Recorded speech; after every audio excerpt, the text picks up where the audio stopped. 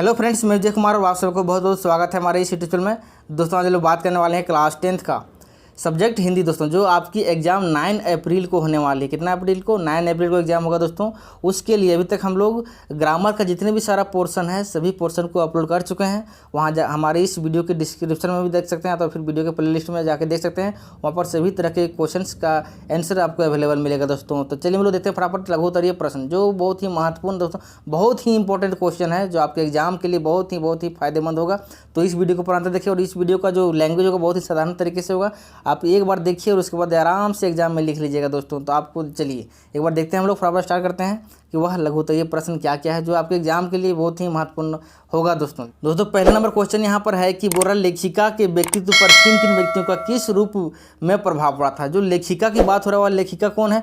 लेखिका है मुन्ना भंडारी। क्या है? मुन्ना भंडारी। ठीक है, उनके द्वारा लिखा गया है एक कहानी यह भी, एक कहानी यह भी। इसका सभी देखिए जितने भी सारे पाठ हैं और पाठ का जितने भी सारे लेखक हैं, वो लेखक का भी हम एक वीडियो अलग बना करके अपलोड कर दिए, वहाँ पर जाके आप देख सकते हैं। देखिए जैसे कैसे याद रखना है, मुन्ना भंडारी, भाष्य क्या है? भंडारी। तो एक कहानी यह भी, लास्ट में भी है तो उसी से हम लोग रिलेट किए थे।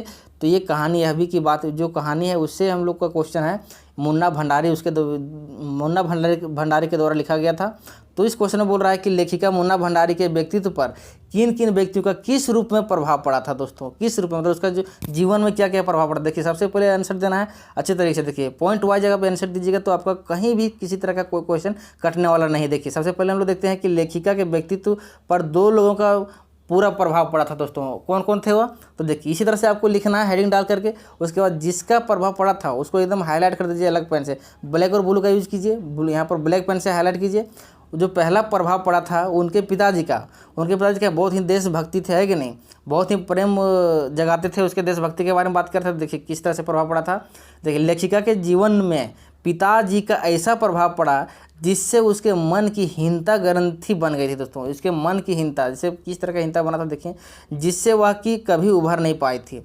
उनका पिताजी का ऐसा प्रभाव पड़ा था कि उसके मन में क्या हीनता की भावना पैदा हो गया था, जो उसके कभी भी आगे उभर नहीं पाई थी। यह कुंठा लेखिका के मन को और आत्मविश्वास को हिला कर रख देती थी। जो उनके बात था, उनके पिताजी के द्वारा जो प्रभाव जो मिला था, जो उससे देख करके जो हुआ उसके जीवन पर प्रभाव पड़ा था, उस बात को, उस ग्रंथि को, जो ग्रंथि मन की ग्रंथि बन गया था, उसे वह उभर ही नहीं पा रही थी। और वह क्या कर रही थी कि उसके जो विश्वास था, मन के जो आत्मविश्वास था, उसको हिला कर रख देते थे। पिताजी ने उन्हें देश प्रेम की भावना जगाई थी। उसके पिताजी क्या किए थे? देश प्रेम की भावना को जितना जगा दी थी कि उसके मन से आत्मविश्वास से उतर ही नहीं रहा था। एकदम पूरा झकझोर देने वाली उसके पास विश्वास आ गई थी, जो सबको हिला करके रख देते थे, है कि नहीं? तो इसी तरह से पहला प्रभाव था पिताजी का। दूसरा प्रभाव था प्रधानाध्यापिका शीला अग्रवाल का प्रभाव। देखिए दूसरा पॉइंट हम लोग को देना है, वह पॉइंट क्या देना है? देखिए प्रधानाध्यापिका शीला अग्रवाल का प्रभाव, उसको हेडिंग कीजिए। उसके बाद फिर आंसर उसका लिखिए। शीला अग्रवाल ने साहित्य और उनकी जोशीली बातों से, देखिए अग्रवाल थे, उन्होंने जब प्रधानाध्यापिका थी, उनके जो बात में जो साहित्य पढ़ाते थे, उनके जो जोशीली बातें थी, उनके जो बात करने का जो लहजा था, लेखिका की अंकुरित प्रेम देश प्रेम की भावनाएं विस्तृत शाखाओं के रूप में फैली विशाल वृक्ष जैसी बन गई थी। उनके जो बात से ऐसा उसके लेखिका के मन में एकदम देश प्रेम की भावना जग गया था, जैसे कि शाखाओं के रूप में फैले विशाल वृक्ष जैसा बन गया था। एक बहुत ही बड़ा वृक्ष के रूप में बन गया था, है कि नहीं? चल पड़ी वह आंदोलन के रास्ते पर। वह इतना आगे, मतलब देश प्रेम की भक्ति जग गया था उसके अंदर में कि वह आंदोलन में भाग लेने लगी। परिणाम यह हुआ कि हड़ताल, भाषण आदि में उनका ही नेतृत्व रहने लगा। अब ऐसा उसका परिणाम, मतलब उसका प्रभाव ऐसा दिखने लगा उसके जीवन में कि वो कहीं भी हड़ताल वगैरह होता था तो वो वहाँ पर उसी का नेतृत्व करते हुए मिलती थी। भाषण भी करने में नेतृत्व करती थी। आदि इसी तरह के बहुत सारे आंदोलन थे, वहाँ पर क्या करते थे, वह हिस्सा लेने लगी। इस तरह से उसका प्रभाव पड़ा था। ठीक है, पहला नंबर का क्वेश्चन फटाफट खत्म हो गया। अगला देखिए, अगला नंबर क्वेश्चन बोला कि छाया वाला। देखिए छाया क्या हो रहा है? छाया मत छूना का क्वेश्चन है, गिरजा कुमार माथुर जी का। देखिए अगला नंबर क्वेश्चन यहाँ पर देखिए ध्यान से, बोल रहा है यहाँ पर कि छाया शब्द यहाँ किस संदर्भ में प्रयुक्त हुआ है। छाया का प्रयोग जो हुआ है वो इस कहानी में किस रूप में हुआ है? कवि ने इसे छूने के लिए मना क्यों किया है दोस्तों? कवि इसको टच करने के लिए क्यों नहीं बोल रहे हैं छाया को?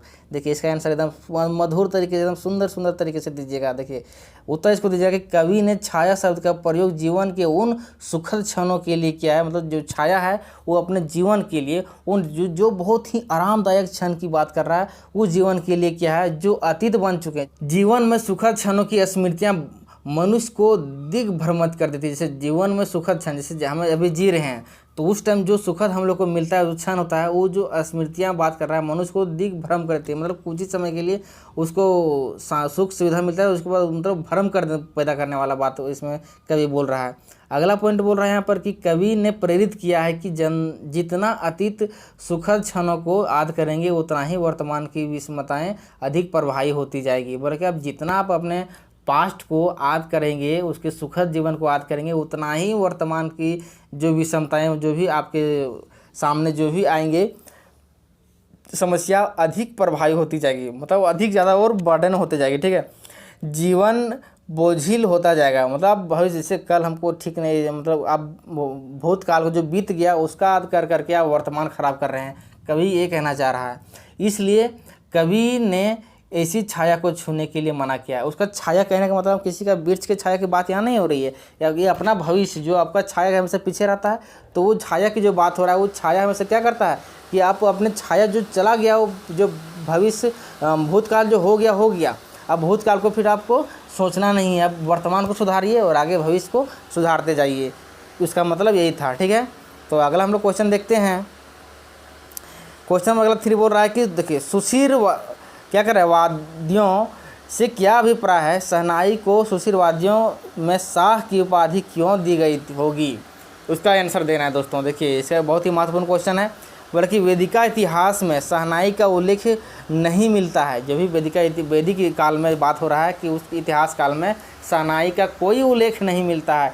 इसे संगीत शास्त्रों के अंतर्गत सुशीर वाद्यों में गिना जाता है। इसको संगीत शास्त्र के अंतर्गत क्या करता है, एक सुशीर वाद्य होता है, उसके अंतर्गत गिना जाता है। सुशीर वाद्य अर्थात फेंक कर बजाए जाने वाले वाद्य। अब फेंक करके जो बजाते हैं उसकी बात हो रहा है, वो क्या करता है, सुशीर वाद्यों में गिना जाता है। ऐसे वाद्य जिनमें नाड़ी होती है, जिनमें क्या होती है, नाड़ी होती है, जैसे मनुष्य की एक नाड़ी होता है ना, उस तरह से उन्हें अरब में नए बोलते हैं। अरब देशों में क्या बोलते हैं, नए बोलते हैं। ठीक है, अब आगे पॉइंट लिखना है। जबकि सोहनए तो फिर शहनाई को क्या करते हैं, शहनाई को सुशीर वाद्यों की शाह की उपाधि दी गई। देखिए जबकि सोहनए उसी को नाम लिखा, उसी का नाम है शहनाई, उसको क्या सुशीर वाद्यों की में शाह की उपाधि दिया गया था दोस्तों। इस तरह से उसका आंसर देना है। अब अगला नंबर क्वेश्चन यहाँ पर हो गया, बोल रहा है यहाँ पर कि लेखक ने फादर बुल्के को मानवीय करुणा की दिव्य चमक क्यों कहा है दोस्तों? इसका बात है कि तो इसका आंसर देना है। देखिए जो फादर बुल्के थे उसको मानवीय करुणा का दिव्य चमक क्यों कहा गया, ऐसा क्या कारण है? उसके आंसर बहुत ही मधुर तरीके से, बहुत अच्छे तरह सुंदर तरीके से दीजिएगा दोस्तों। फादर मानवीय गुणों से मतलब लबालब थे। फादर जो थे वह मानवीय गुण से क्या थे, बहुत ही लबालब थे, जिनमें मानव के प्रति कल्याण की भावना थी। लबालब कहने का मतलब मानवीय गुण उसके पास बहुत ही भरा पड़ा था, जिनमें मानव के प्रति, जहाँ पर मानव की बात होती थी वहाँ पर वह हमेशा आगे रहते थे, कल्याण की बात करते थे। अपना तो वो अपने आप मतलब किसी को भी अपना रूप में मानते थे, अपना तो मानते थे। ममत्व, करुणा, प्रेम, वात्सल्य तथा सहृदयता भी थी उसके अंदर। इतने सारे थे, अपना किसी भी अपनापन के रूप में व्यवहार रखते थे, और सभी के प्रति करुणामयी रखते थे, प्रेम रखते थे, और वात्सल्य और सहृदयता मतलब हृदय से भी क्या साफ सुथरा थे। वे सहृदय इतने थे कि एक बार समीप आकर सदैव समीप बने रहते थे। बोला कि एक बार वह अपने समीप भी आकर क्या करते, हमेशा सामने ही रूप में, जैसे ना रह कर भी क्या वह सामने के रूप में रहते थे, ऐसा व्यवहार करते थे। अगला पॉइंट बोला कि वर्षा में बादलों की गड़गड़ाहट, वर्षा जब होती थी उसमें बादलों की जो गड़गड़ाहट या बिजली की जो चमक होती थी, गर्मी के तपन या सर्दी की में सिकुड़न, जिन्हें परिजन से मिलने से नहीं रोक पाती थी। अब बोला कि जो उसकी जो गड़गड़ा, बादल कहे ना, बादल गरज रहा है, बिजली चमक रहा है, गर्मी की तपतपाती गर्मी है, अब तो सर्दी का कहें कितना सर्दी है, लेकिन अपने जो प्रियजन है, जो अपने से लोग जो जिसे वह चाहते थे, उससे मिलने के लिए नहीं रुक पाती थी। कौन? इतने सारे बिजली चमके या कुछ भी बादल गरजे, कुछ भी हो जाए, लेकिन वो अपने चाहता से मिल करके ही रहते थे। इसी प्रकार परिजनों के संकट के समय ऐसी सांत्वना देते थे। जैसे कोई परिजन संकट हो गया तो उस टाइम क्या सांत्वना देते थे कि थोड़ा सा धैर्य रखिए, है कि नहीं, कि वे अपने सुख दुख को भूल जाते थे। यही कारण था कि लेखक ने उन्हें मानवीय करुणा की दिव्य चमक कहा था दोस्तों। यही कारण था कि वह किसी को भी अब अपने से दूर नहीं रखना चाहते थे, अपने से सामने रखते थे, और उसके बात बोली जैसे व्यवहार वगैरह में भी सब कुछ ठीक ठाक था। ठीक है, जैसे इस तरह का जब उसके अंदर देखा गया था तो उसी के लिए कवि ने उन्हें, लेखक ने उन्हें क्या कहा था? मानवीय करुणा का दिव्य चमक कहा था दोस्तों। तो ये था हमारा क्वेश्चन। ये 4 क्वेश्चन बहुत ही महत्वपूर्ण है दोस्तों, एक बार जरूर पढ़ लीजिएगा, पढ़ाई हुए रहिएगा तो आपको अपने से भी आंसर देने में बहुत ही सावधानी होगी। तो प्लीज़ इस वीडियो को पूरा अंत तक देखिए, इस वीडियो को अपने दोस्तों के पास भी शेयर कीजिएगा ताकि आपके साथ साथ आपके दोस्तों का भी क्या हो, थोड़ा कल्याण हो। एक ही दिन का समय है दोस्तों, आप एक दिन पूरा झंडा गाड़ दीजिए, है कि नहीं। चलिए मिलते हैं नई वीडियो में।